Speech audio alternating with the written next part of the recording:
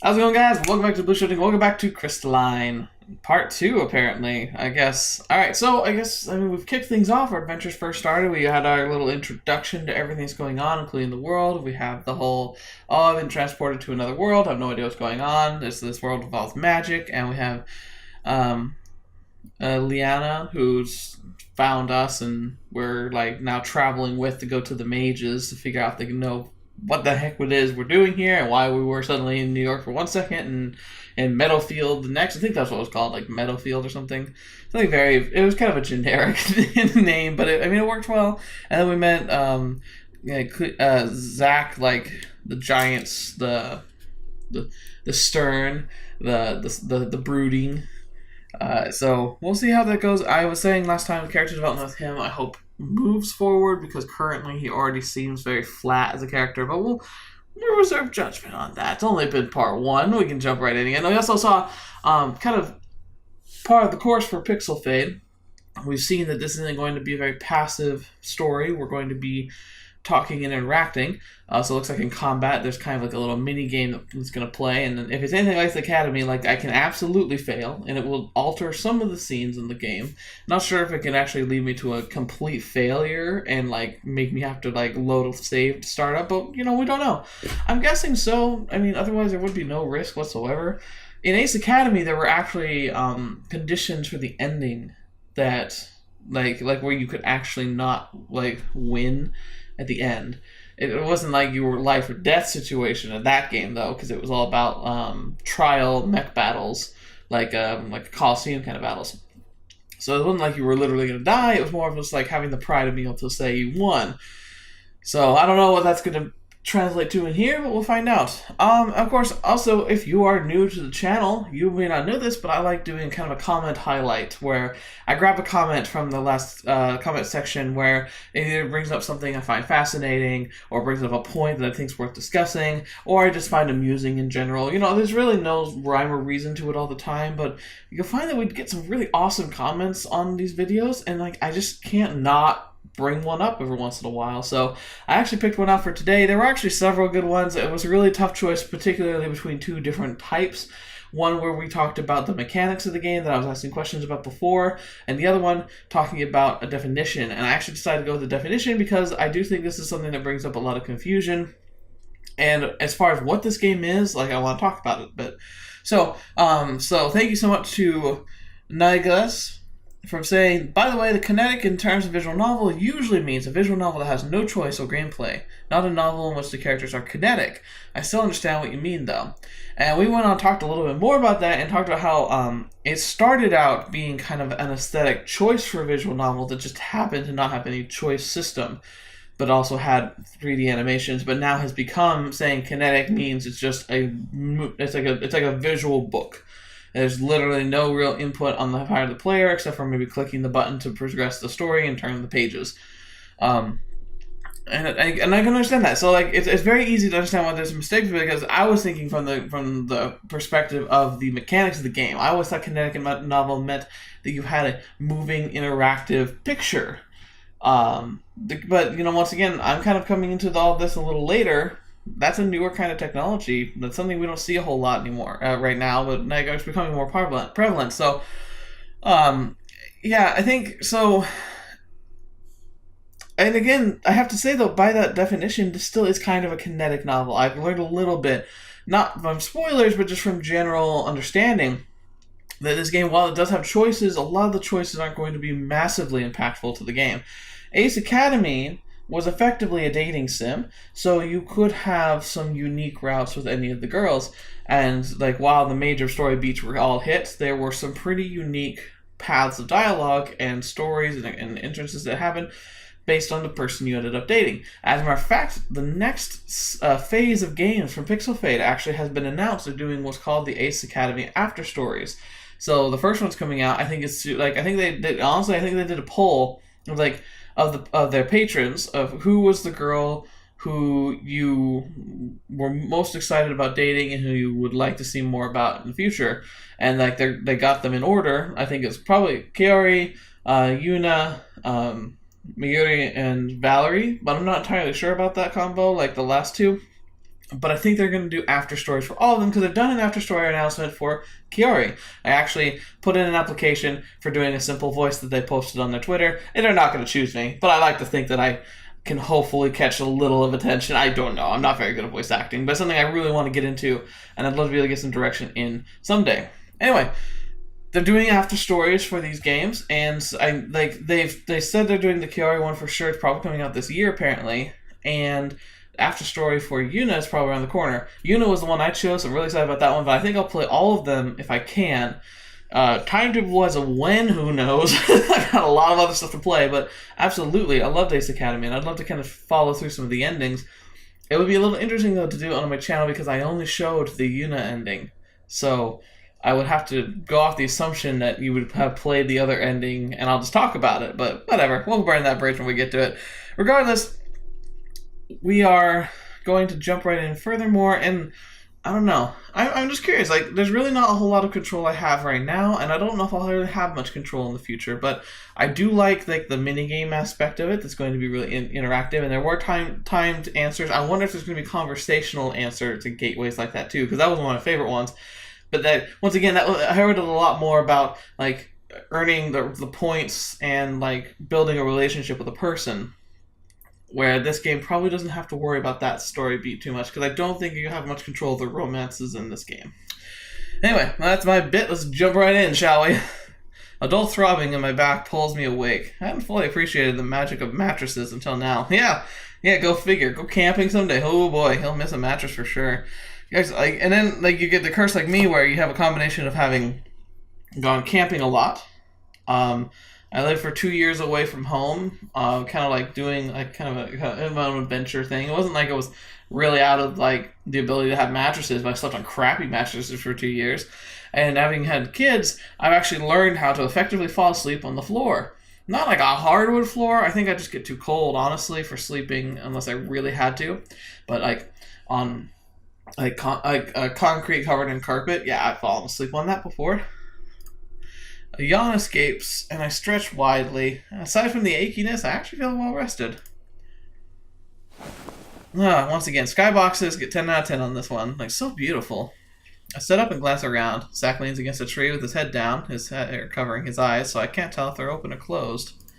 Regardless, his hands rest on the handles of his dischargers. Creepy. Looking around again, I fail to spot LEANNA. Where could she go? I think I hear a cry in the distance. Is that her?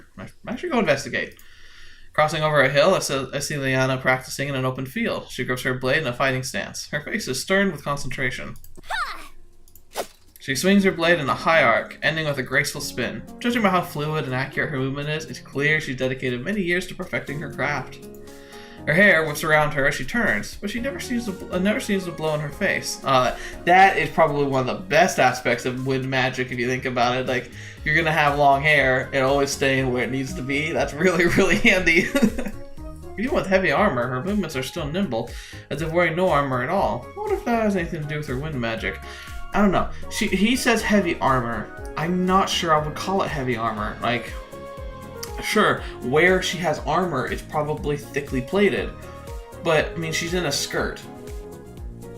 Heavy armor implies, like, a full suit of armor. But, I mean, I don't know. I guess it depends on the type of definition you're running with. But, obviously, she's kitted out to have a decent level of defense in, like, the high combat areas. But, ultimately, she's built for speed and mobility. Which we saw displayed last time when she was able to literally kind of skip fly across the ground. Once she notices me, she lowers her sword. Oh, sorry. Did I wake you? I moved out here so I wouldn't disturb you. It's just fine. If anything, I was just curious. Oh, I was already up. I didn't see you at camp, so I came looking. Okay, so like, look at her outfit. So she's got kind of like the breastplate and like padded armor down to like where she's got her side skirts, and like she has kind of like almost like a hoop skirty kind of thing going on, which looks like it's covered in plates, which not very practical, but I'm guessing they're using some kind of metal that we don't have access to or some kind of enhancement for it. But you can see she's got kind of just some stitching on the side. That's not really protective. And I'm guessing that she doesn't have a whole lot of action stuff going on across the back plate. So once again, she's really kitted out for a frontal assault. But she has like her one arm that's completely bare, and the other one has a gauntlet that's the magic gauntlet. I don't even know if I'd risk putting that in combat if I could. So I don't know. Calling her every armored, I'm gonna debate that. Gotcha. Wait! Oh, there's Pongo. Glad to get on my feet. I spot the beaming Pongo. Leanna giggles. Looks like you guys are best friends already. Oh, that was established long ago. Of course. It's the best of friends, isn't that right? The Pongo nods excitedly. Boy. Oh, aw. It's pretty early. Do you always begin your mornings with a warm-up? Leanna nods. It helps me wake up and prepare for the day ahead. I need to do that. Also, it's become a part of my routine, so it just doesn't feel right when I don't do it. I can understand that for sure. I know what you mean. I can't really go through my morning routine from Earth here on Terra, and it feels a bit strange. Right. What was our routine here, I wonder? Like, this guy, like, he looked pretty well stacked, so he probably has some good exercise going on. That looks good. The awkwardness creeps into the silence. She probably took that as a negative way, which wasn't my intention. That's okay, though. I can always make a new routine. New routine? I unsheath my blade and grip it. The morning practice you do seems like a good place to start. She grins. Well, I don't know. She looks like she's probably in the advanced katas. I mean, we'll be lucky if we can swing this thing and it'll make it look appropriate. Considering how well you handled yourself yesterday, I'm curious to see what's the extent of your skill set. I know. Watch Lord of the Rings. I'm obviously a master of watching people. I smirk. Only one way to find out. Oh, are you serious? We're gonna try and duel her, or she's gonna kick our butts. So what's the lesson today, Senpai? Sand pie? Oh, I thought I butchered the language. That hurts to hear. I shake my head. Never mind. She blinks and refocuses the match and matches my fighting stance by raising her sword. Since you already have some experience with the blade, sparring will be the best way to gauge your skills. Oh wait, but wasn't that experience like fencing? Like, oh no, wait. You said fencing, or was it? Did he do kendo? Because like, I mean, obviously, I'm getting the impression that this person is very much related to Japan. I'm guessing he's based on, or at least very similar to the main character of Ace Academy, and he was like half Japanese, so he actually spoke Japanese and English and everything, and so like the cultural like meshing that you would see in the game made a lot of sense. I'm gonna guess that the main character here is along the same lines, if not the same character on an alternate timeline. Oh. I don't want to end up hurting you. I mean, that sounds a little chivalrous, but come on, think about it. She's a trained mage knight who literally was blowing people away. Literally, remember. I think we're fine. I'm ready. I tighten my grip on my blade. Ready when you are. Here I come. Oh boy, that's a cute stance. Oh, and she dashes toward me. Her movements seem slower than what they were during the bandit fight. Seems she isn't using her wind magic. Oh boy. I could go as fast as you can. I'm gonna die! Okay, come on.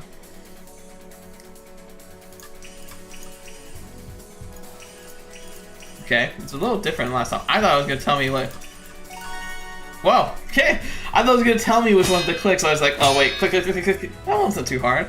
Somehow, I managed to keep pace with her. Every time I think that I'm about to get the upper hand, she instantly increases, her intensity increases until we're evenly matched again. Even so, I could feel her holding back. Without using magic, mage knights are still formidable opponents with the sword, especially if they're anything like Leanna. We go back and forth with a few more swings until Leanna strikes from above. I hurriedly block with my sword, but I lose my balance and in my hurry, topple to the ground, landing on my back. Ugh! Leanna kneels down beside me. Your fundamentals are solid. If you keep practicing, I'm sure you'll be a formidable warrior in no time. Yeah, once again, it's like, oh yeah, I felt like I did a great job, but I'm like, nah. It's okay though. This person is obviously much better than I would be. I'd just be like, ah! That's pretty high praise if it's coming from you. She smiles and blushes. Leanna extends her hand, helps me back to my feet. It would be better if I could watch you spar with someone else. That way, I can see your movement from different angles and give you better feedback. Well, I'm pretty sure Zach would just try and shoot me or something. Unless the Pongo can use a sword, the only other option is Zach. I look around, spot Zach leaning against a tree closer to our sparring location. He watches us with his arms crossed. Wait, how long has he been here? Leanna rushes over to him. Zach! Would you be willing to duel with him? She points to me. I'd like to get a better look at his technique. He merely stares at her. Oh, right. You need a blade. Leanna held her blade to Zach. He takes it from her and inspects it. What are the rules of the duel? Standard spar. Be the first one to knock your opponent to the ground. Okay. Zack nods and heads toward the field. Cool. Okay. He's pretty chill. Maybe I misjudged him a bit. As Leanna returned to me, we shared a glance. That was surprisingly easy. Wait a minute. If it's bringing this up too, then there's probably something fishy going on. I guess it's not a mercenary's nature to back down from a fight, even if it's a fake one.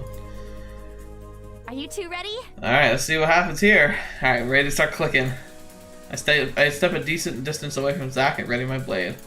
Yep. Zack continues to stand there. I look at Leanna again. She just shrugs. He nods. Okay, begin. I rush forward. He did shoot me! What the heck? And suddenly I'm on the ground staring at the sky with an aching pain in my chest and the wind knocked out of me. I groan.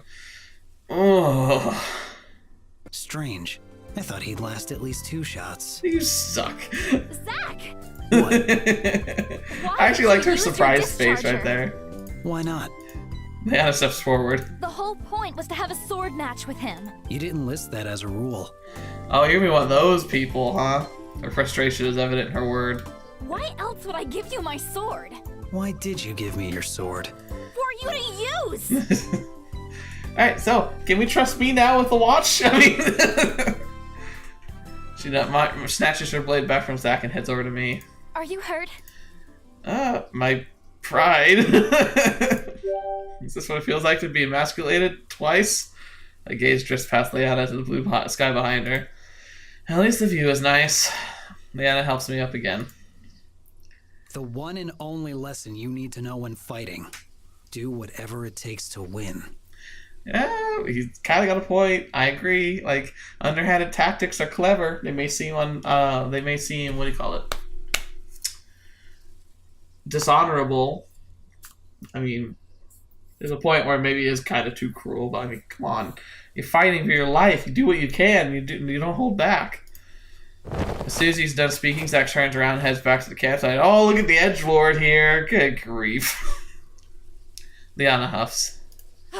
Mercenaries can be so annoying sometimes. I'm sure all mercenaries aren't the same. I've seen some heavy stuff. Well, his advice is relevant. Like, he can be annoying, but I have to admit, his advice is relevant.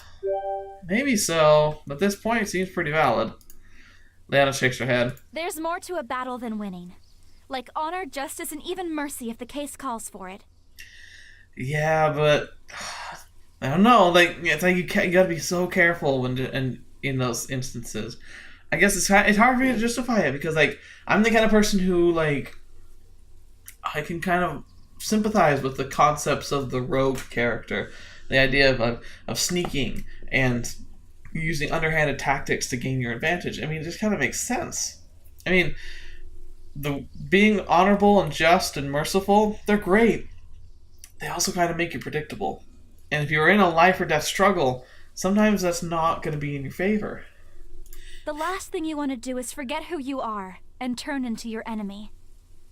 That's a good point, too. We're already getting into the philosophies that are like the battle in my head all the time. It's like the whole concept of the greater good. This is something that's actually really come up very strongly in the Muv-Love episode that came out on Monday. I think it's 35 of Alternative. Like, it kind of comes down to, like, can you get mad at people for doing what's necessary, even if it's, like, terrible? But, like, if they hadn't, people would die. Like, good people would die. I don't know. But you also really don't want to become your enemy. That's true. Like, if you have to become them in order to stop them, like, have you actually won, or are you just perpetuating the problem? Anyway, I think we've had enough practice for one day. We should pack up and continue on our journey. I don't know. I feel like this practice that we've had for the second half is just me, like, being on my butt. I nod and follow Leanna back to camp. Oh, well. We pack up our things and clean up the campsite, then we continue our journey. As we walk, we slip into the comfortable silence. Zack lingers behind Leanna and I, while Lopongo returns to his usual spot on my head. So here's the thing. Was it kind of rough and annoying that he did that? Yeah, it really was. I mean, he made a claim like, oh, he didn't say it was a rule. Like, that's sass. I mean, obviously that's what she meant. He knows that. But I also think it's important for us to realize that we're probably going to fight opponents that are going to have dischargers, and we can't just rely on sword skill to fight them. We probably should ask her how we could fight someone with dischargers properly. After a few hours, it doesn't feel like we're getting any closer. Well, I mean, you're walking. It's going to take time, dude. So, how long until we reach Ilumia? We'll need to stop at Raven Pass to restock and spend the night. But if we continue to make good time, we'll reach Ilumia by midday tomorrow. Oh, actually, that's not too bad. Like, I mean, granted, walking all day is rough for someone nowadays, but, I mean, it's not too bad, really. We're not too... Considering how important the city is, being only a couple days away is pretty convenient. One more day of walking. If only I had brought my BitFit, I would have my daily steps done for a lifetime. A nod, and we fall back into silence. By mid-afternoon, we arrive at the gates of a settlement even smaller than Metal Hill Village.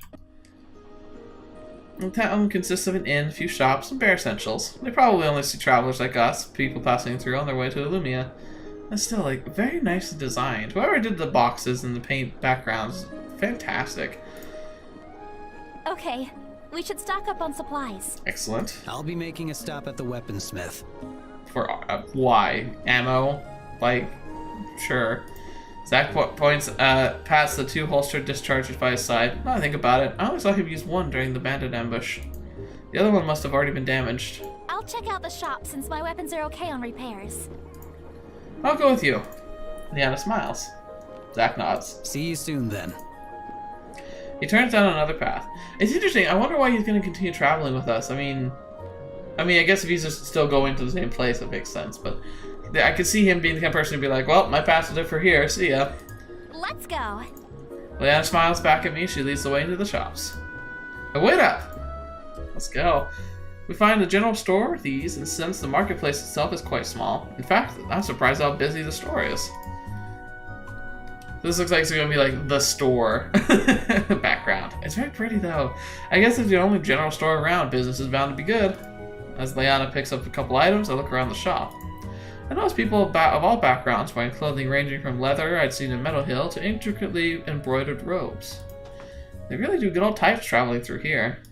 Once Leanna is finished, I follow her to the counter to pay for the items. Will that be all for today? Leanna nods. Your total comes to 34 coins. What kind of coins? I was curious about this. What money do we have? Leanna's eyes widen. 34 coins for these? It should be at most 30.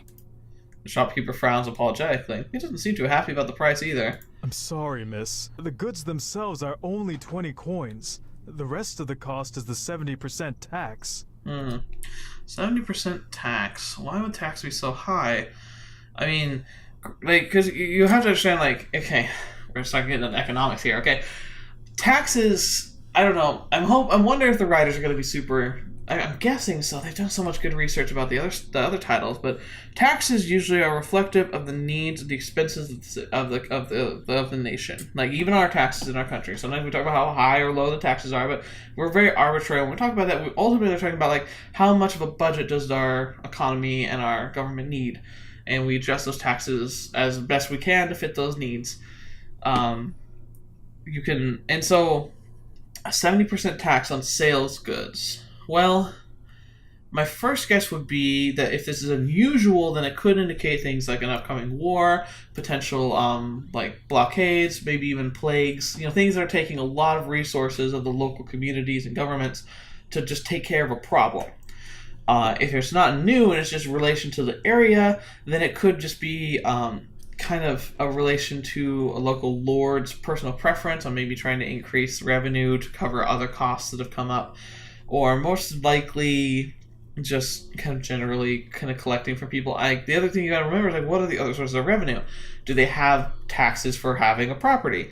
Like, if this guy's not paying any property tax, then having sales tax is like the only way they can do a regulation of income heading into the government. So you can have that toss-up be like having high taxes here means low or no taxes in other areas. So you can't get too judgmental. But based on our reaction, since it's new and probably not what she's expecting, there's probably some type of disaster or problem that's come up that's tied directly to these taxes, or perhaps a leader who is being very poor about being able to handle a budget and thus is needing to require higher taxes to offset the costs of their whatever they're doing. And I thought taxes in America were bad. I'm going to stay quiet. Because, like I said, taxes are complicated. And, you know, honestly, if we had a 70% sales tax on everything but didn't have property tax, I think we'd probably still save. We'd actually save money rather than lose it. Because property taxes are just high because of the nature of your property. It's not my place to say anything. Leanna furrows her brow. I don't remember the tax being so high in the past.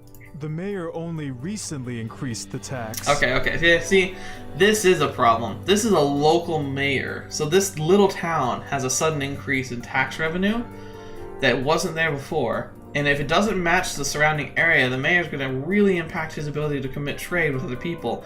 So he either needs some quick cash fast, where he's willing to exploit those who serve in the city underneath him, or he's just an idiot who doesn't understand that, oh, if I increase taxes, I get more money. Ha ha ha. It doesn't understand that that means the business is going to avoid his city because they can literally just walk another day and a half down the road and sell at more market prices. Has no one asked why? It doesn't seem fair. The man nods. We did in the beginning, but then the mayor hired enforcers of the new law. Yeah, okay, this guy just sounds like a prick who doesn't know what he's doing. Leanna frowns, but doesn't say any more. The shopkeeper continues to look apologetic as he gestures at her items. I'm really sorry about this, miss, but I don't have any other choice. Nope, he's in the clear. He should probably leave. Like, his business is going to be driven to the ground by these practices. That's why taxes and tariffs are such an important and a big deal to talk about. They literally can determine the livelihood of the citizenship. And every time you make any kind of change, it's going to affect people. I understand. It's not your fault. She hands over the coins. Thank you for understanding. Safe travels. So, is she going to want to do something about it? As we head out, Leanna seems quieter than usual. Are you okay? Something about this just doesn't seem right. New tax rules and new guards to enforce them? I came through here only a few days ago on my way to Meadow Hill, and the tax hadn't been changed then. Yeah, this is very suspicious, having such an abrupt change in a short amount of time. There's something fishy up here. It all seems too sudden. No, I don't think we got scammed. Well, let's investigate. Let's find out more. Like, I'm all for that. Like, ask questions. She has authority. She should be able to ask questions. Well, we should find out what's going on here. Leanna blinks. Really? Why not? We can't just leave it alone. Some foul plays at play here. Leanna smiles. You're right. And I was talking about like roguish justice, but here's the thing: like you could definitely do something like this. And if anything, a rogue's the perfect kind of person to figure out that kind of thing. Like the idea of like being underhanded.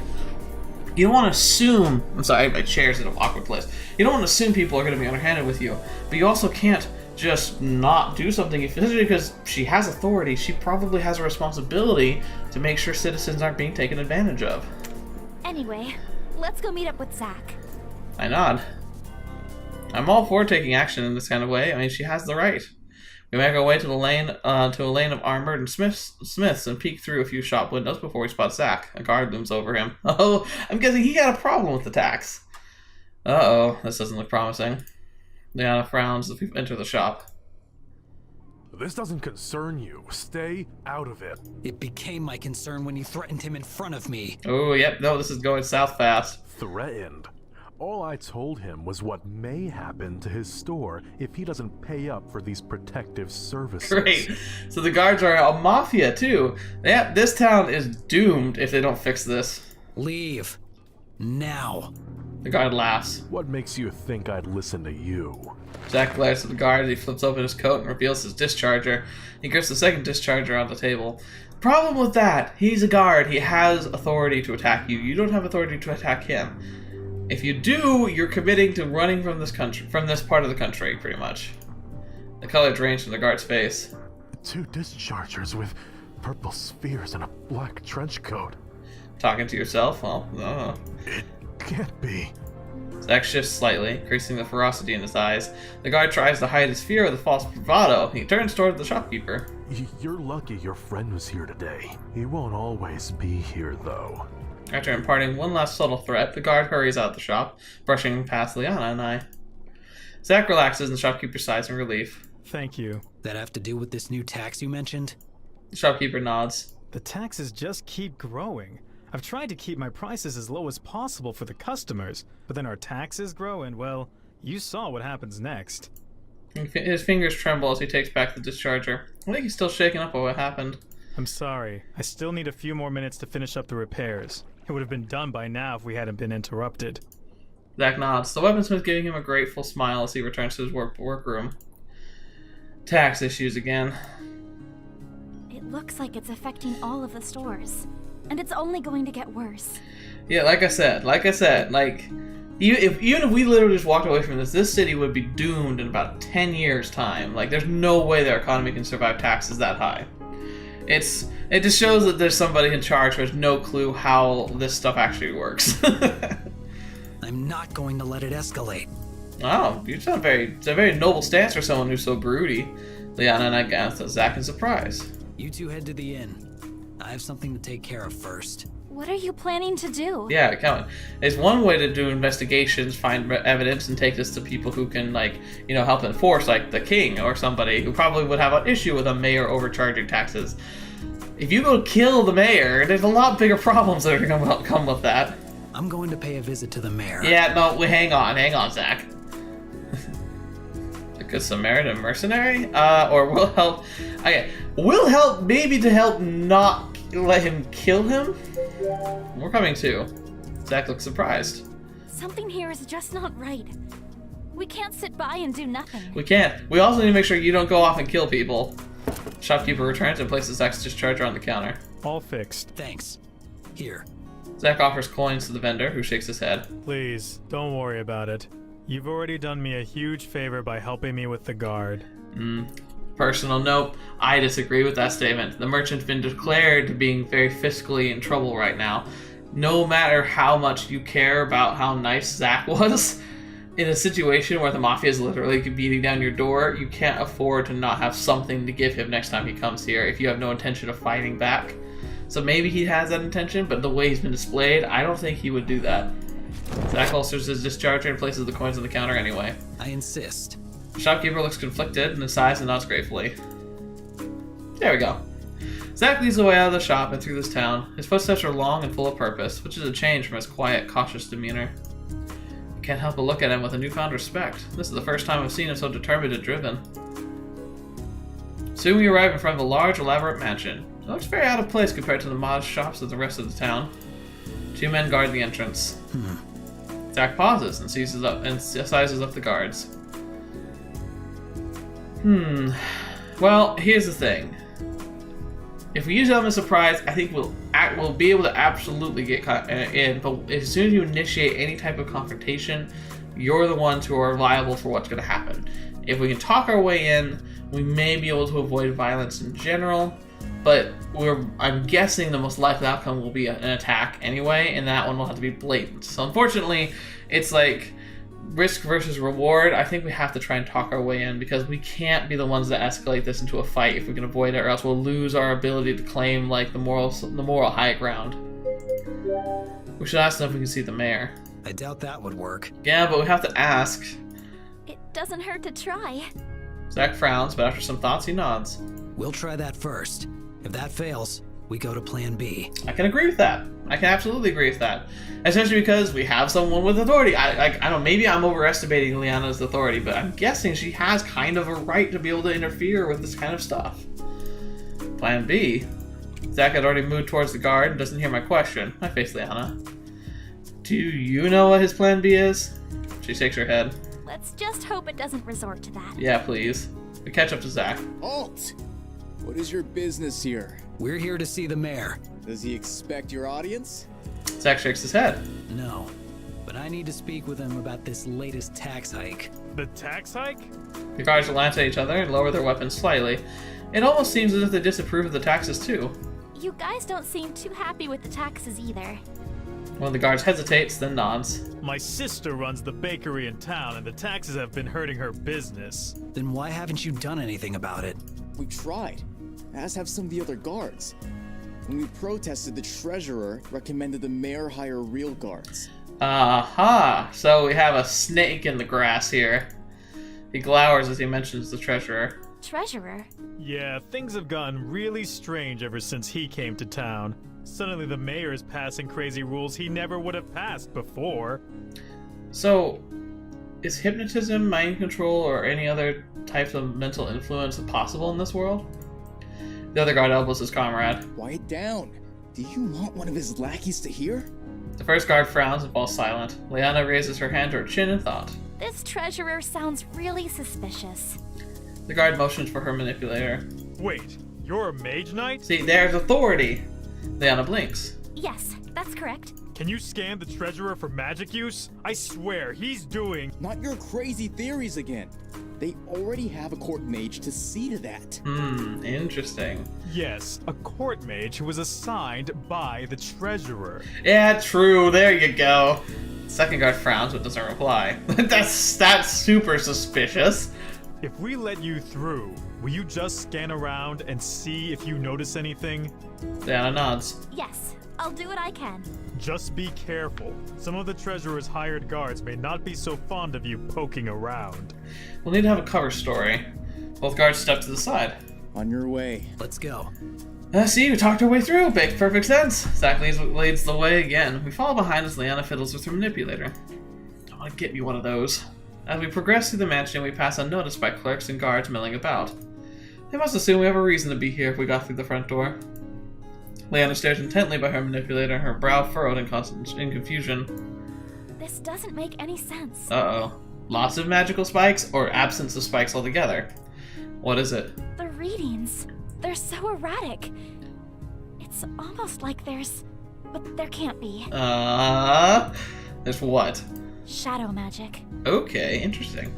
Zach looks sharply at Leanna. Shadow magic. She reluctantly nods. Zach says his jaw tightens his grip on his dischargers. You've seen this before, have you? So, shadow magic. Someone mind telling me what that is? It's forbidden magic. Doesn't tell me much, but okay. She's entirely focused on her manipulator. It's coming from... She jogs down a hallway and stops in front of mahogany double doors.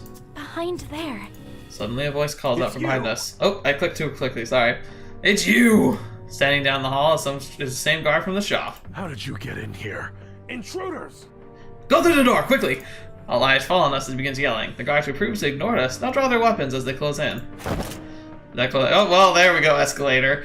Zach pulls out his dischargers. You go deal with whatever that is. I'll keep them busy here. Zach kicks down one of the tables and drops behind it for cover. Go! Now! Go! Now! Blood! He raises his gun, purple energy swirls to life. He rains a hail of energy bolts down the hall and suppressive fire. Quickly kick the door in. Leanna bursts through the doors and I stay on our heels. The noise from the battle gradually fades away. We run deeper into the mansion. How big is this place? Eventually the halls lead to a study. A carved wooden desk laden with books and ledgers in the center with a bookcase surrounding it. Alright. A man wearing a hooded dark robe sits at the desk. Aw, he's so evil, he even looks evil. He scribbles something with one hand while the other hand is hidden within his robe.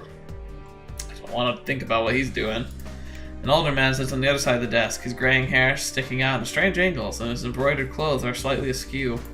He stares at the open ledger on the desk, but his eyes are dull as if they aren't really seeing it. Two guards stand by the doorway, and as still as statues with those same dull eyes. The treasurer rises to his feet. Who let these two in? I explicitly said no visitors. Leanna's manipulator pulses wildly, especially when she raises her arm toward him. There he is. It's him! He's the source of the shadow magic! Well, now that he knows that, fight! Neither the mayor nor the guard reacts. How dare you make such accusations! Arrest her immediately! The guards ready their weapons. Oh, here we go. Stop, we aren't here to fight you. No, we're fighting, man. Like, I know you don't want it, but we are. It's no use! He's influencing them with shadow magic! A gust of wind gathers around Leanna, violently whipping her hair and clothes. That would look really cool. It concentrates in her gauntleted palm and she hurls it at them. The wind knocks the guard against the wall and blows open the ropes of the treasurer, exposing his hidden hand. Oh, don't tell me he's doing what I think he's doing! Within his palm, a dark crystal sphere. It looks like a marble of darkness and swirling smoke. From within the crystal are shadow tendrils which extend to the mayor and his two unconscious guards. Leanna's voice is flat when she speaks. Never heard her sound so serious before. A tainted spear, and the branding of void. You You have seen too much. Cliche villain. The treasurer raises the black sphere high, and the shadow energy shoots straight toward Leanna. She raises her hand and creates another ball, which she fires with the shadowy bolt.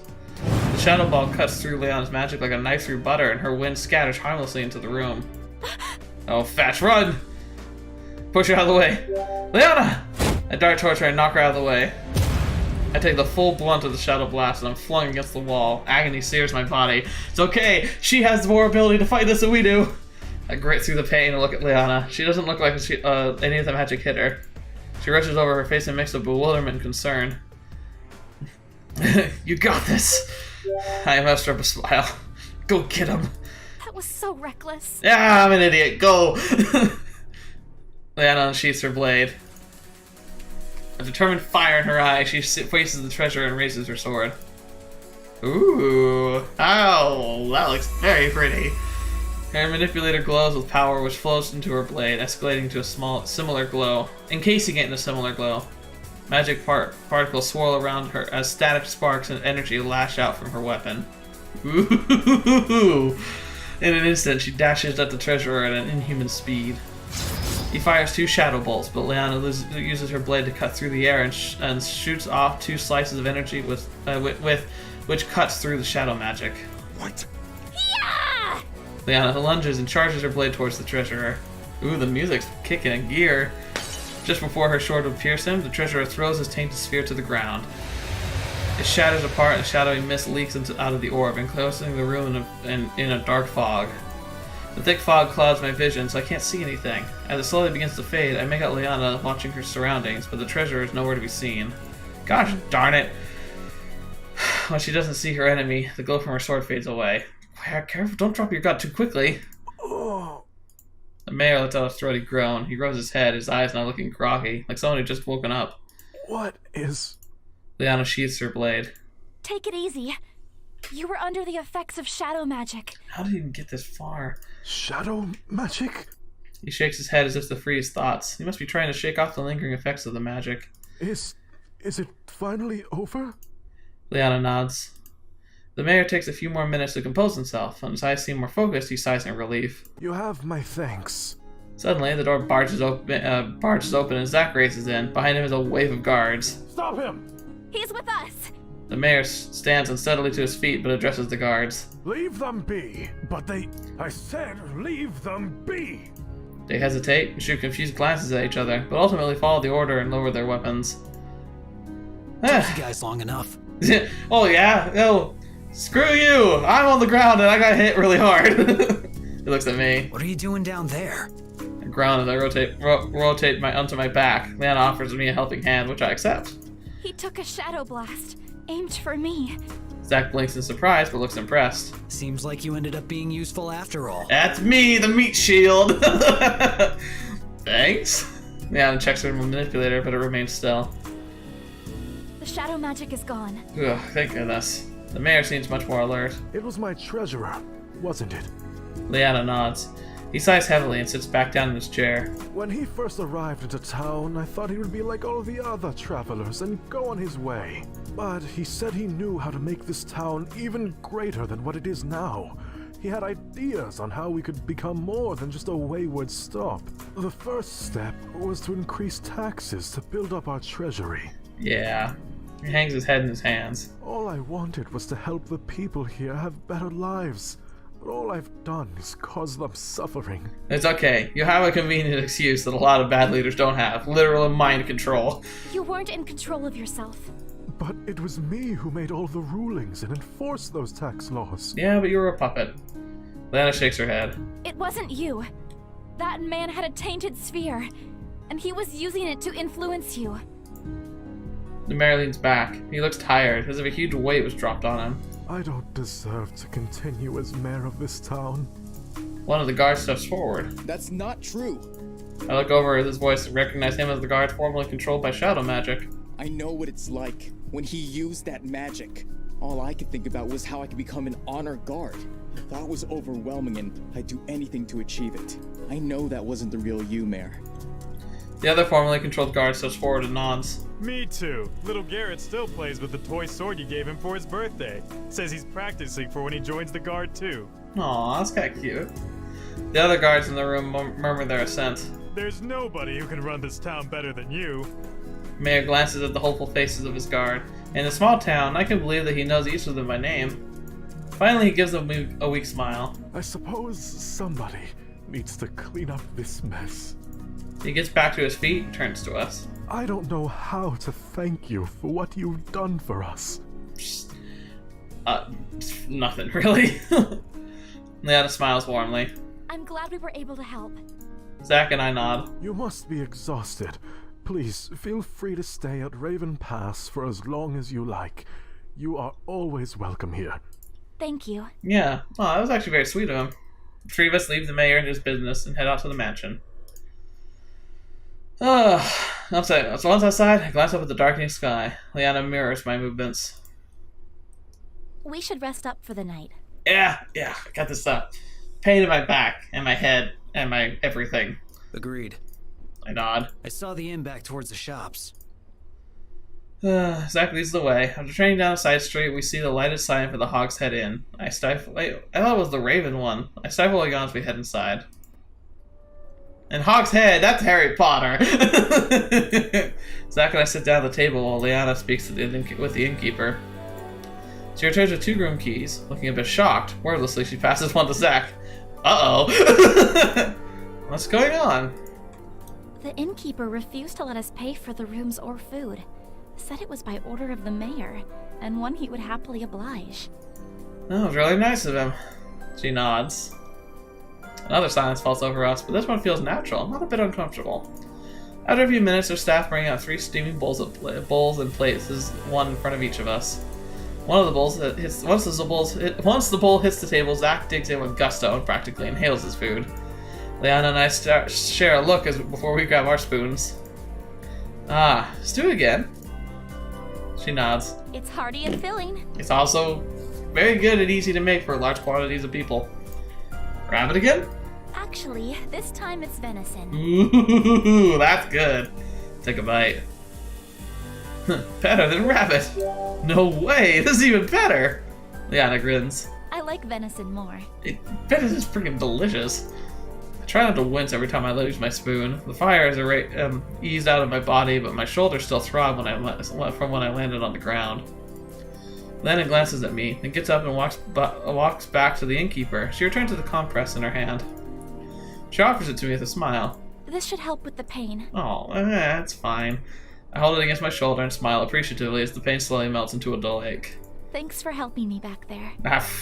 Just wanted to make sure that you didn't get knocked down first strike. I would have been useless if you'd been taken out.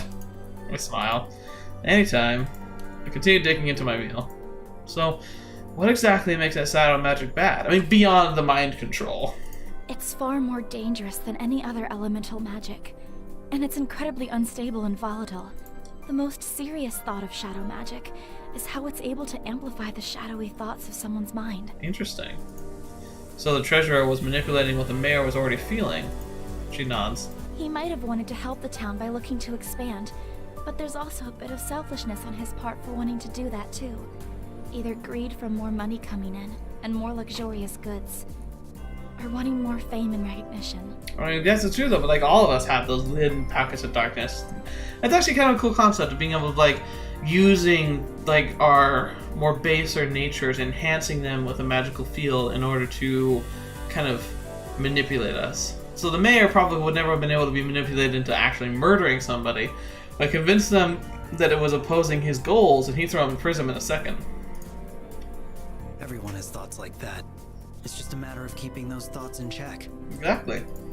Leanna nods. Shadow magic, unfortunately, lets those desires loose in a destructive way. Is there any way to block against it? Unless you are a mage. Not really. Leanna picks at her food.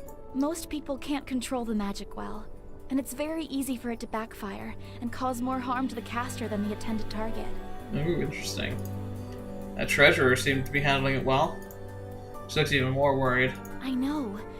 Which is even more troubling, considering the fact that shadow magic is outlawed in Havengard. Outlawed, but yet he was acting like he was trained. This could be potentially an outside influence. Maybe he was testing the waters before he would make a try for like the Imperial, like the Capitol building, you know, like the actual king. Zack pushes his now empty bowl away from him. I think he's part of Void. Okay. Leanna's frown deepens. I think so too. I noticed the branding on his forearm. Wait, Void? They're practitioners of shadow magic. They first rose to power during the struggle of the Three Kingdoms, before the Treaty of Azaria. They wanted to grow their power in the outreach of shadow magic, and a lot of innocent people were killed in the process. Okay, that's very, very much like the Voldemort of these times, so the Death Eaters at least. At the height of their power, they grew so powerful and were so destructive that the Three Kingdoms had to set aside their differences and band together. Oh, that's a bit more of an issue. That's when the treaty was formed. Part of the agreement was to outlaw shadow magic. Are you really telling me it took 3 kingdoms to take down one cult? Shadow magic is a lot more powerful than any other elemental magic, which is why there are people who still want to practice it. It's impossible to stabilize the magic, so it's deemed too dangerous to be used. Right, interesting. Zack nods. I see. No wonder both Leanna and Zack seemed to go grim when they first noticed the shadow magic. I stifled another yawn. Is everyone done eating? Zack and I both nod. Then I suggest we head to bed. I agree. I second that motion. I'm exhausted. I know. She grins, and I can feel a rush of warmth to my face because she saw my yawn. Zack leads the way upstairs, clutching one of the keys. We stop in front of 2 adjoining doors. Well, good night then. Good night. Zack nods. Leanna turns the key and lets herself into the room. And then gently closes the door behind her. Zack also turns the key and lets himself into the second room. I'm about to follow him in. The door slams shut. Oh, that's very funny. I turn the handle, but it's locked. What the heck? Zack, let me in. He ignores me, so I pound on the door. Come on, let me in. He doesn't answer, but a couple of people poke their heads around out of their rooms and glare at me.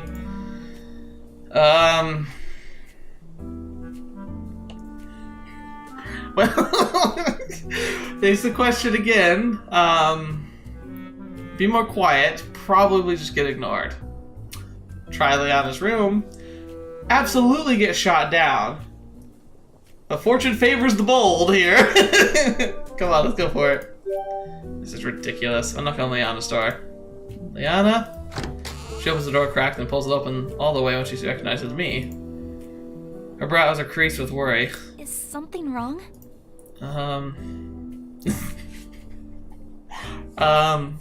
That's being mean. I don't want to click that because it just sounds whiny. Or, yeah, I want to stay with you. I mean, I'll leave the room whenever, like, something's going down, but Zack's made it pretty clear he wants nothing to do with me. No, I was just thinking it'd be... Hey, you silly, regret everything. Just thinking it'd be nice if we spent the night together. She narrows her eyes and slams the door shut. I'm sorry! Dang, that's 2 for 2. Be more quiet. Sorry. I gently knock on the door. Very funny. You can open the door now, please. I should have clicked that. I regret that. But come on. What else was I gonna say? Zack's being mean. No answer. Try again. Continue hammering repeatedly on the door. I can keep up all night. Suddenly the door swings open and I walk in. First thing I notice is the 2 twin beds. Zack lounges on one and fixes his stony gaze on me. What the heck was that? Why didn't you let me in? No space. There are 2 beds! Zack wordlessly walks over to the other bed and pulls back the blankets. Tucked inside the bed are both of his dischargers. No, you do not, sir. Not cool, man. Not cool. I just embarrassed myself with Leanna. Literally probably did irreparable damage to our future relationship if there is one now. She's probably going to punch me in the face. Gotta remove the weapons. What are you doing? This is my bed. But then where will they sleep? They can sleep with you. Just look at him. Finally, he sighs and collects his dischargers. I lie back on the bed. As soon as my head hits the pillow, I'm asleep. Well, great. Well, great. To be fair, I wasn't given a whole lot of options when time to talk to Leanna. I would have said something more along the lines of, like, Zack's not letting me into the room. Can I sleep on the floor? Can I sleep with you tonight? Like, stupid. Just stupid. But yeah, I think that's a perfect place for us to end today's episode. So that was exciting. I liked the kind of like the enemy was very cliche, but I did like the whole like little arc, like just well written in general. Got to see some kind of like we still haven't been able to see dischargers much used yet. I'm more curious about how those actually work. Like for instance, we got hit with one and it wasn't lethal. Obviously, is that a setting he puts it on, or do they always just stun you? I'm also curious to know more about shadow magic, because like that thing I think is fun. Like what if we go to the mage and we find out we have an affinity for shadow magic, but we're like a good person? Like, wouldn't that make an interesting storyline? Like someone who has the ability to use shadow magic and to use it like effectively and safely, but nobody would believe me. That'd be really interesting. I doubt that's going to be the case, but like that'd be an interesting way to try and explore a storyline. Also, I'm guessing I didn't do irreparable damage with LEANNA, but she didn't even seem surprised, which makes me worry. But anyway, I think this is good for now. Looks like we're gonna have fun with Zach and Pongo, which, by the way, I didn't even notice if he'd made it into the room with us or not. But yeah, so thank you so much for joining me today. I guess I pretty much answered all my questions. It's all pretty basic right now. I'm just kind of like letting it go and just kind of seeing where this takes us. So I don't know. I'm just excited to see next week. So thank you so much for being here today. Thank you so much for spending your time with me on the channel. Look forward to reading your comments. As always, it's a pleasure having you here. And until the next video you watch with me or whatever you have to see me in next, I'll see you there.